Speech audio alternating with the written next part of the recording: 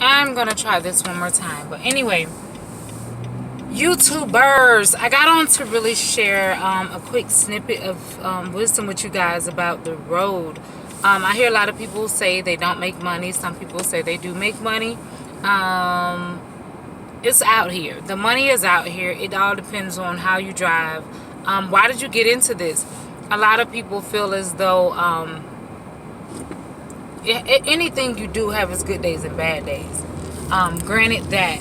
But one thing I would say about Lyft, since I've been doing it, and I've been doing it a year, almost a year and a couple months, I love it. I don't really have a problem. I've made much as $4.35 in one day, and I've made as little as $30 in one day.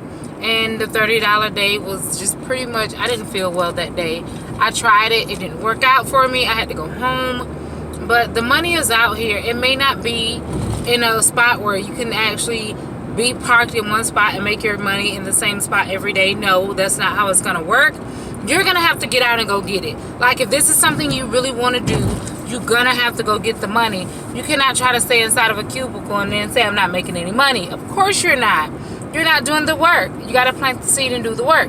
So in ride sharing, it can be what you want it to be. Like, when I decide that particular day that I'm working, I'm driving, I'm literally driving from the moment I wake up until I give myself about 6:30 to 7:30.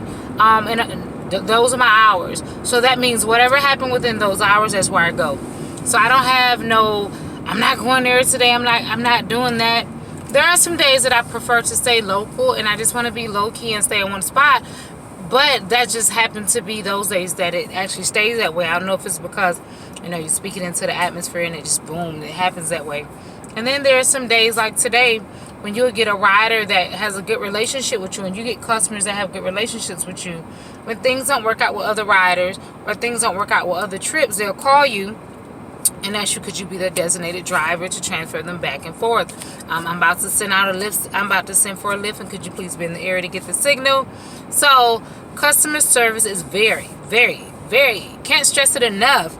Customer service is very important. So me and my customers, we have a great relationship. As long as I've been doing this, I've never really had any problems. Aside from, I hate to decline women, but at least lately, there's so many women that feel as though they can get inside of a Lyft without a car seat.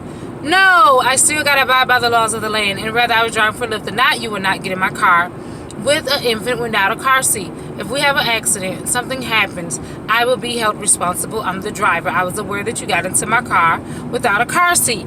So if you that money hungry that you feel like you're going to take everything rolling and it's not your concern because it's not your child, that's all you, boo. But that's not smart, because if you actually get a ticket or you get stopped and Lyft finds out about it and they're aware of it, or Uber, I'm sure you'll be kicked off their platform for that situation. So I wouldn't put myself in a situation where it's going to, interfere with my license or my driving privileges or whatever.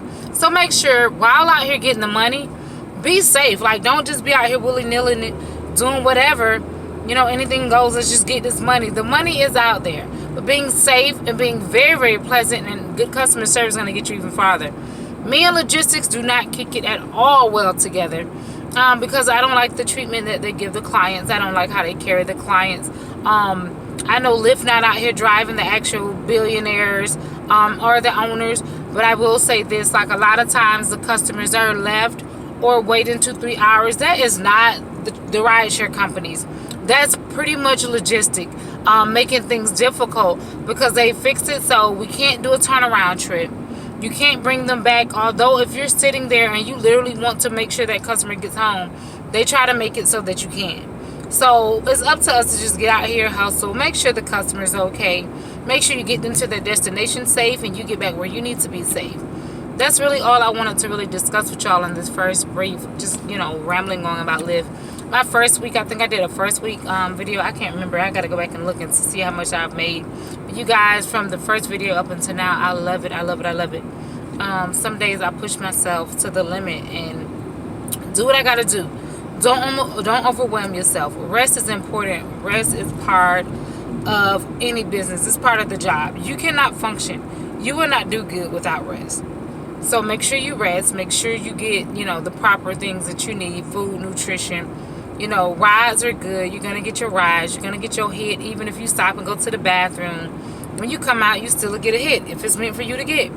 So I've learned to just relax, enjoy my day more than anything, and just ride. I'm Tarnisha, known as Miss Red. I'm your Lyft driver who brings Lyft rides with the wisdom and encouragement. Only positive vibes in my car.